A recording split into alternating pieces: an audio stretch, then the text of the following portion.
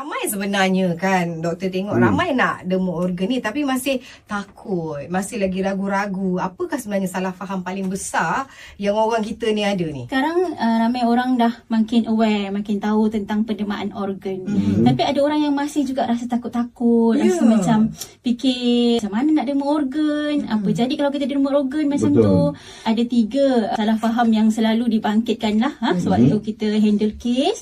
So yang pertamanya adalah tentang anggapan bahawa pendermaan organ tu mendatangkan kesakitan kepada penderma, kepada pesakit lah maksudnya. Tapi kalau kita lihat sebenarnya pendermaan ini kita lakukan setelah kematian, okey, sama ada kematian henti jantung ataupun kematian otak.